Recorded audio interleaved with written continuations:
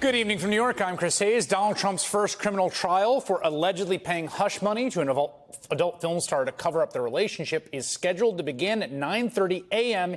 in Manhattan this coming Monday morning. I say scheduled because, well, it's taken some years to get to this point, hasn't it? The money was paid to Stormy Daniels back in the fall of 2016, right before the election.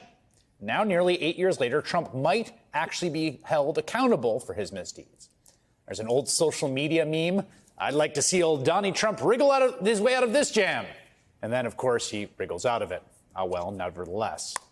That meme itself is almost 8 years old. And 8 years later, Trump is still wriggling, though not with as much success as he used to have.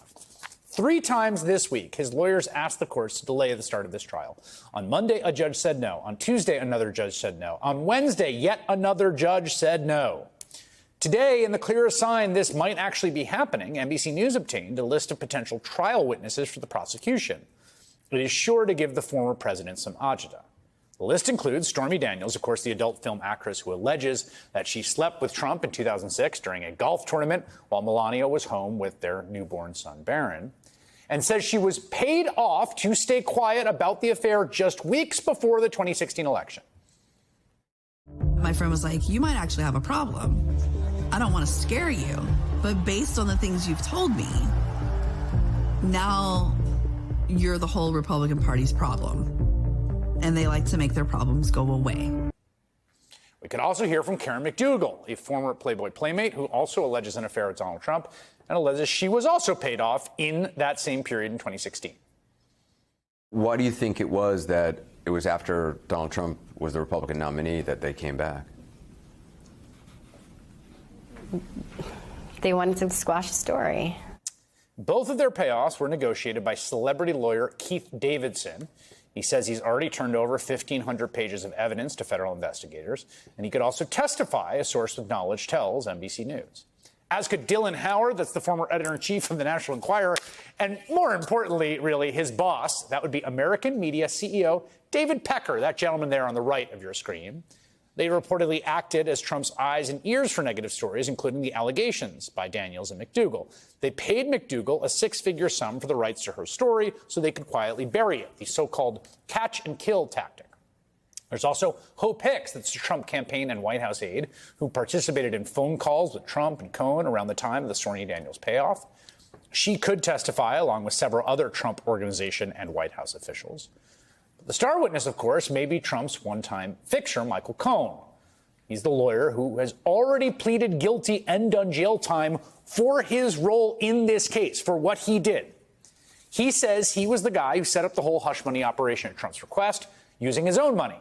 He's champing at the bit to testify against Trump, as he told Jen Psaki last month.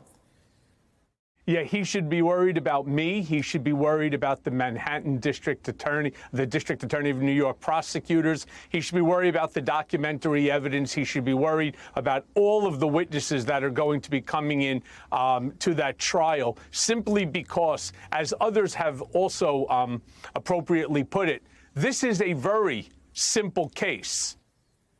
And if you're wondering what the evidence Michael Cohen is talking about, what he could possibly testify about, well, we know. Actually, he laid it out in simple terms under oath before the House Oversight Committee way back in 2019. Picture this scene. In February of 2017, 1 month into his presidency, I'm visiting President Trump in the Oval Office for the first time, and it's truly awe-inspiring. He's showing me all around and pointing to different paintings. And he says to me something to the effect of, "Don't worry, Michael, your January and February reimbursement checks are coming." They were FedExed from New York, and it takes a while for that to get through the White House system. As he promised, I received the first check for the reimbursement of $70,000 not long thereafter. The President of the United States thus wrote a personal check for the payment of hush money as part of a criminal scheme to violate campaign finance laws. As Cohen said, it is a simple case. Donald Trump wanted to be president. He wanted to bury negative stories that might endanger his campaign, and he sought the help of a consigliere who is now ready to testify against him. Again, in a trial that, we'll see, finally begins on Monday. Hey everyone, MSNBC has a new and improved app. You'll get real-time alerts and analysis, live blogs, in-depth essays, video highlights, and the best 2024 election coverage. Download the new MSNBC app. Here's how to do it. You tap on the App Store on your phone. You hit search on the bottom right corner. You type in MSNBC. You click on the MSNBC app. You click on Get or the cloud icon and enjoy it.